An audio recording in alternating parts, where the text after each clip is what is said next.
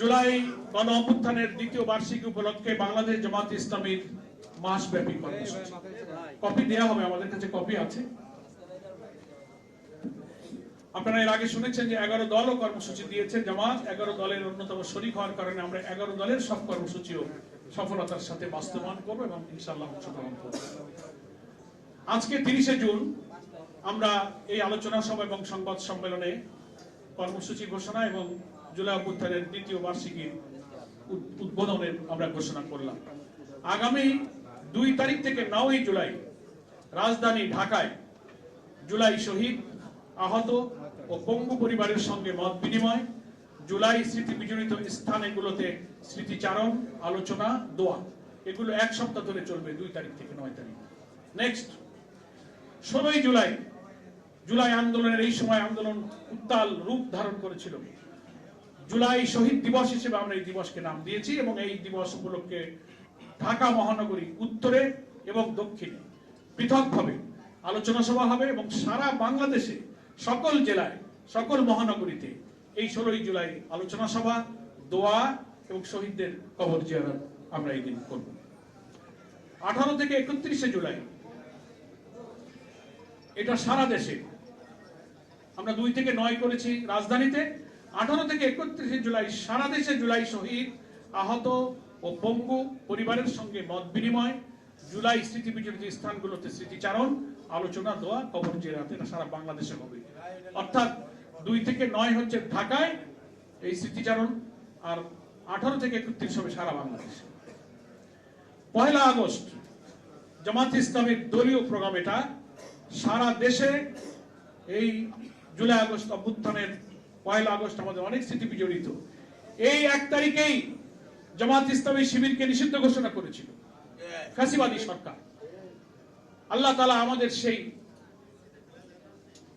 নিষেধাজ্ঞা প্রত্যাহার করেছেন, প্রতীক ফিরিয়ে দিয়েছেন, নিবন্ধন ফিরিয়ে দিয়েছেন। আমাদের মজলুম এটিএম আজহার ভাই ধীরে ধীরে ক্রমান্বয়ে ফাঁসির সেল থেকে মুক্ত হয়ে দেশবাসীর সামনে ফিরে এসেছেন। তার শুকরিয়া, সেই চেতনা এবং পার্লামেন্টে এমপি হিসেবে তিনি ভূমিকা পালন করছেন, আমাদের সংগঠনের একজন সিনিয়র নায়েবে আমির।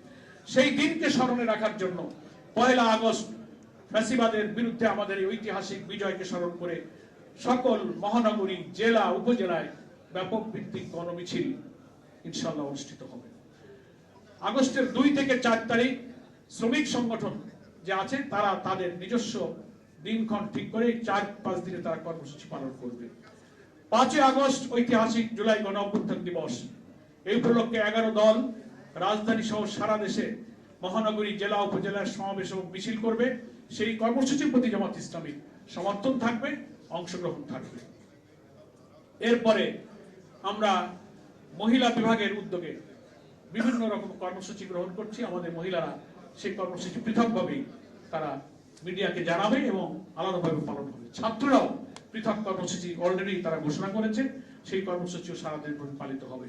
এরপরে জুলাই যোদ্ধাদের বিভিন্ন সংগঠন এবং ফোরাম আছে, তারা সেই সব ফোরামের মাধ্যমে যে সমস্ত কর্মসূচি পালন করবে সেখানেও জামাত ইসলামী অংশ নেবে এবং সহযোগিতা করবে। আমাদের এই 36 দিনের মাসব্যাপী কর্মসূচির প্রধান দাবি হবে গণভোটের গণরায় জুলাই সনদে বাস্তবায়ন করে সংবিধান সংস্কার পরিষদের অধিবেশন আহ্বান করতে হবে এবং সংশোধন করে সংবিধানের তফসিলে এই অংশটাকে অন্তর্ভুক্ত করতে হবে। নেক্সট, জুলাইয়ের খুনিদের এবং মানবতা বিরোধী অপরাধীদের বিচারকে ত্বরান্বিত করতে হবে। নেক্সট, শহীদ ওসমান বিন হাদি নির্বাচনের তফসিল যেদিন ঘোষণা হয়েছে তার পরের দিন প্রকাশ্য দিনের বেলায় ভারতীয় আধিপত্যবাদ বিরোধী ইসলামী জনতার এই তরুণ কিংবদন্তির প্রতি ওসমান হানিকে নিষ্ঠুরভাবে গুলিবিদ্ধ করা হয়েছে। প্রায় সপ্তাহখানেক দেশে বিদেশে মুমূর্ষ অবস্থায় চিকিৎসা শেষে মৃত্যুবরণ করেছে। আমরা দোয়া করি আল্লাহ তাআলা শহীদ ওসমান হাদির শাহাদাতকে মঞ্জুর করুন। আমরা এই সব মৌলিক দাবি আর জনদুর্ভোগ, দুঃখ কষ্ট, দ্রব্যমূল্য, আইন শৃঙ্খলার অবনতি, হত্যা, ধর্ষণ, চাঁদাবাজি ব্যাপকভাবে চলছে, আমাদের নেতারা সে বক্তব্য রেখেছেন। এই সব কর্মসূচিকে ফোকাস করে মাস ব্যাপী আমরা জামাত ইসলামী এবং 11 দলের ঘোষিত কর্মসূচিতে ফ্যাসিবাদ বিরোধী জনতা ইনশাআল্লাহ রাজপথে মুখর থাকবে, তৎপর থাকবে, স্লোগানে কর্মসূচিতে দেশকে আমরা ইনশাআল্লাহ উচ্চকিত রাখবো এবং আমরা আন্দোলন মুখর করে তুলবো। আমরা মনে করি এই জুলাই কর্মসূচির মধ্যেই বিএনপি সরকারের বোধোদয় হবে। পার্লামেন্ট চলমান আছে, অবিলম্বে এই বাজেট সেশনেই 30 তারিখে হয়তো আগামীকাল, আজকে 30 তারিখ বাজেট পাস হয়ে শেষ হয়ে যাবে। আরো শুনেছি প্রায় 15 দিন আপনাদের সেশন চলবে। আশা করি আপনারা সংবিধান সংস্কার পরিষদের অধিবেশন ডাকুন, শপথ নিন এবং সংবিধান সংশোধন নয় সংস্কার করুন। জাতির এই সংকট থেকে দেশবাসীকে আপনারা মুক্ত করুন। আপনারাই আপনাদের 31 দফার প্রথম দফাতে সংবিধান সংশোধন বলেননি, সংস্কার কমিশন। আজকে কেন তা ভুলে গেলেন? আপনারা জামাতকে মুনাফিকি বলেন, তা আপনাদের দেওয়া কথা আপনারা রাখতেছেন না। এটা কি বলবে জনগণ? আসুন এই চলতি অধিবেশনেই রাজনৈতিক সংকটের সমাধান হোক।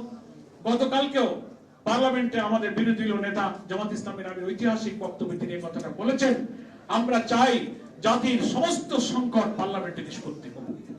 আমরা কোন ইস্যুকে রাজপথে ঠেলে দিতে চাই না। এখন এটা সরকারের হাতের ইস্যু। সরকার চাইলে সংবিধান সংস্কার পরিষদ ডাকতে পারেন এবং এই সংকটের নিষ্পত্তি ইনশাআল্লাহ পার্লামেন্টেই হতে পারে।